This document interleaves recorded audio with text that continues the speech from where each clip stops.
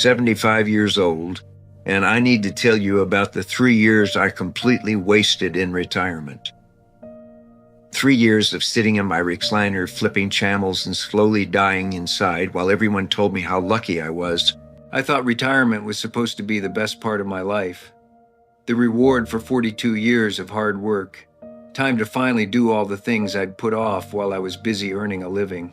Time to sleep in, travel, pursue hobbies, enjoy my golden years. Instead, it nearly killed me. You see, I believed the biggest lie our society tells us about growing older. And for 3 long years, I lived that lie every single day until I finally asked myself one question that changed everything. But before I tell you what happened, I need you to understand something. The reason I'm sharing this story isn't to complain about retirement or feel sorry for myself. I'm sharing it because I see too many people my age making the same mistake I made, thinking their useful years are behind them, thinking they've earned the right to do nothing. If you're approaching retirement, or if you're already retired and feeling lost, you need to hear this. Let me tell you what really happens when you retire, at least what happened to me. Maybe it will help you understand something about yourself, about purpose, about what it means to be alive at any age. I retired at 68. My name is Charles Thompson, and I'd spent 38 years working for the State Department of Transportation. Good job, steady pay, decent pension. I'd put in my time, followed the rules, saved my money. According to everyone around me, I'd done everything right. My last day at work, they threw me a little party. Cake in the break room, some speeches about my years of service, a gold watch I didn't need. My coworkers shook my hands and said they were jealous. Must be nice to be done, they said. No more alarm clocks, no more deadlines, no more stress. They made it sound like paradise. And for the first time in decades, I didn't have anywhere I had to be the next morning. My wife Maria had passed away 4 years earlier. Cancer. We'd planned to travel together when I retired, see all the places we talked about for decades. Instead, I was facing retirement alone, in a house that felt too big and too quiet. The kids lived in other states with their own families, their own busy lives. Good kids, successful kids, but they had mortgages and soccer practices and piano lessons. They called on Sundays, visited on holidays, but I wasn't part of their daily lives anymore. I had the house paid off, money in the bank, health insurance, and time to do whatever I wanted. According to every retirement brochure I'd ever seen, I was living the dream. For about 2 weeks, it felt like vacation. I slept in, watched TV, read books I'd never had time for. I fixed things around the house that had been bothering me for years. Organized my garage, cleaned out closets, caught up on projects Maria had been after me to finish. Then what? By the 3rd week, I was watching game shows at 10 in the morning. By the 2nd month, I knew the names of every character on every soap opera. By the 6th month, I was timing my grocery trips to avoid crowds, not because I didn't like people, but because I had nothing interesting to say to them. How's retirement, they'd ask. Great, I'd lie.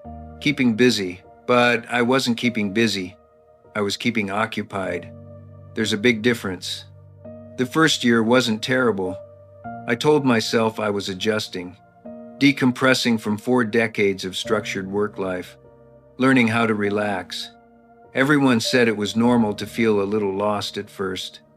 I developed routines to fill the days: coffee and newspaper at 7, game shows at 10, lunch at noon, usually a sandwich standing at the kitchen counter, afternoon nap that got longer every month, evening news, dinner from a microwave, in bed by 9:30, even though I wasn't tired. The silence was the worst part. When you work, there's always noise. Phones ringing, people talking, machines running, deadlines creating urgency. At home alone, The silence was so complete I started leaving the TV on just for background noise. Even when I wasn't watching, the second year was worse. I started waking up with this heavy feeling in my chest. Not physical pain, but something else. Like I was carrying around a weight I couldn't name. I'd eat breakfast, read the newspaper, and then stare at the clock wondering what to do with the next 12 hours. I tried things, joined a gym for seniors, but quit after 2 months. Started woodworking in my garage, but got bored making birdhouses nobody needed. Signed up for a computer class at the library, but felt too old and slow compared to the other students. Nothing stuck. Nothing mattered. I felt like I was just filling time until time ran out. The third year was the worst.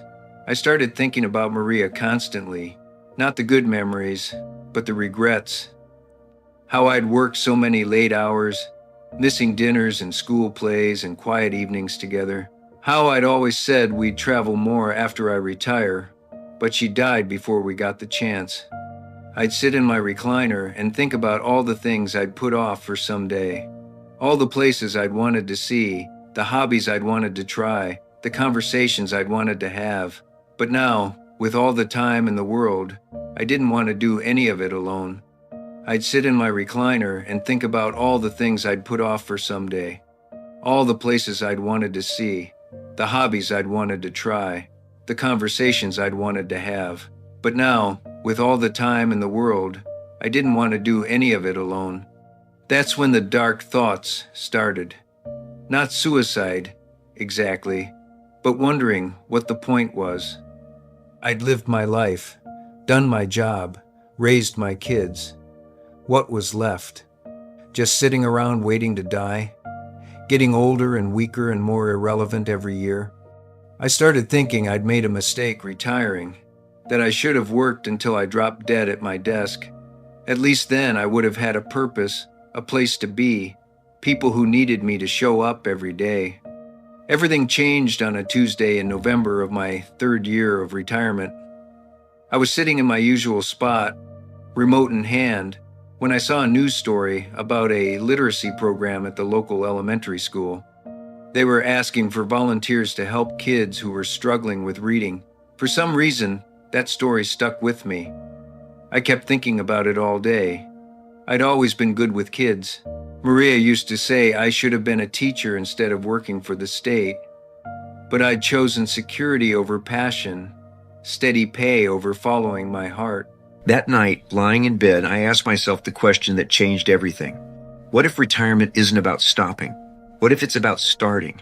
What if, instead of thinking my useful years were behind me, I considered that maybe my most important years were still ahead? What if I had something to offer that only comes with age, patience, wisdom, time, and the freedom to give without expecting anything in return?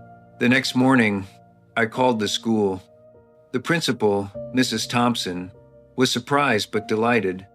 Most of our volunteers are young mothers, she said. We could really use someone with your life experience. 2 days later, I was sitting at a tiny table with a 7-year-old named Miguel, helping him sound out words in a picture book about dinosaurs. He was frustrated, embarrassed, convinced he was stupid because reading was hard for him. You know what? I told him. I worked for 38 years building roads. First day on the job, I couldn't tell the difference between concrete and asphalt. Thought I was the dumbest guy on the crew. But you know what my supervisor told me? Miguel shook his head. He said, "Nobody's born knowing this stuff. That's why we practice. Same thing with reading, kiddo. Nobody's born reading. That's why we practice." Something clicked for both of us that day. Miguel started trying harder, and I started feeling useful again.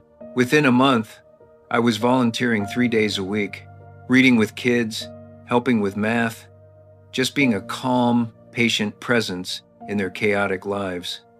Some of these children had no grandfathers, no stable older men in their lives at all. For them, I became something I'd never expected to be in retirement. I became necessary again. But it wasn't just about being needed. It was about discovering parts of myself I'd never had time to explore when I was working. I was good with these kids, really good. Patient in ways I'd never been with my own children when they were young. Encouraging in ways that came naturally now but had been buried under decades of work stress.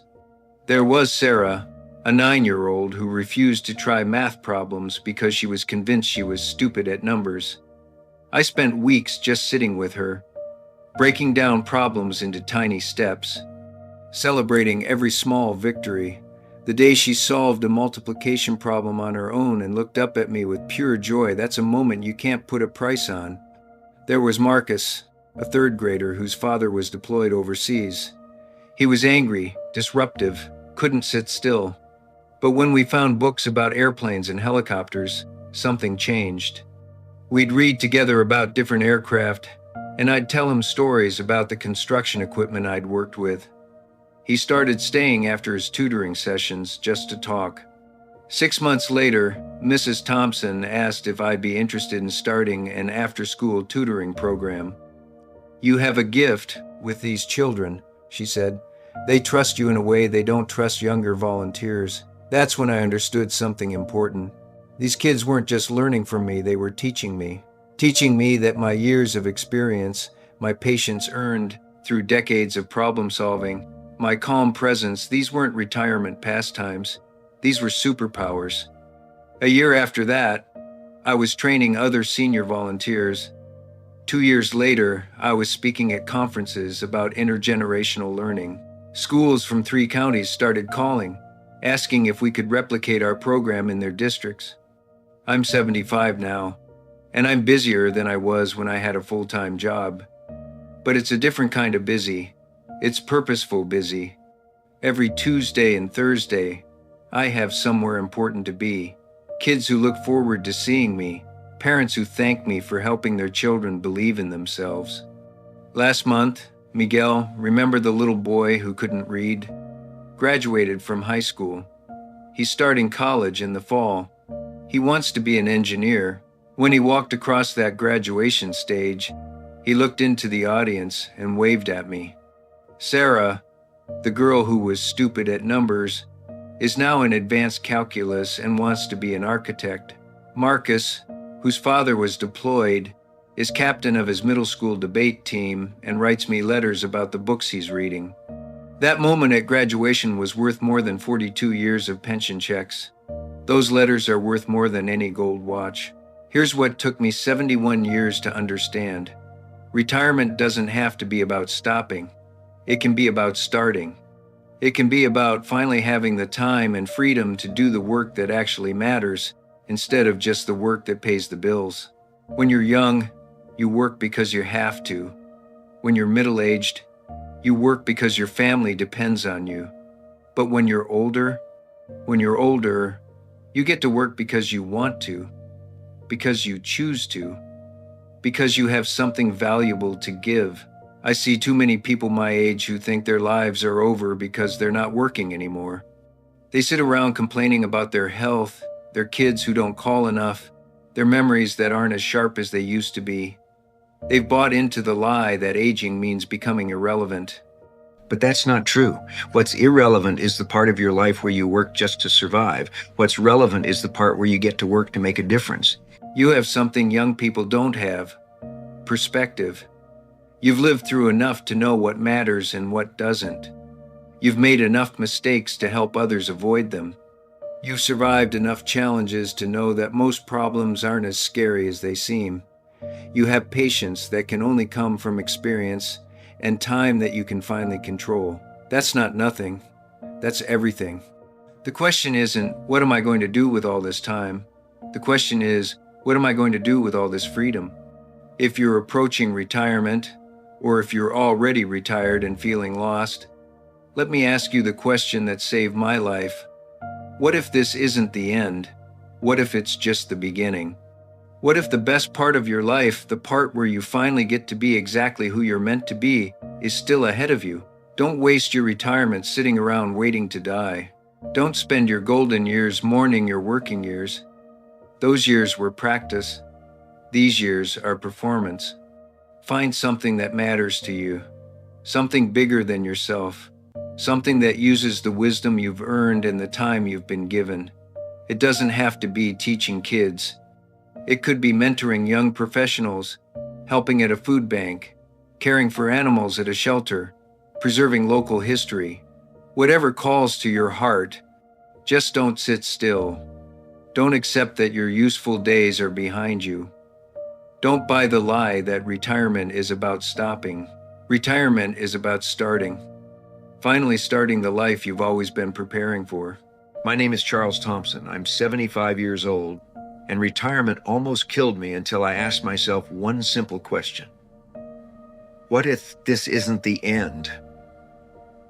What if it's just the beginning? I found my answer at a tiny table with a 7-year-old boy who couldn't read. Where will you find yours?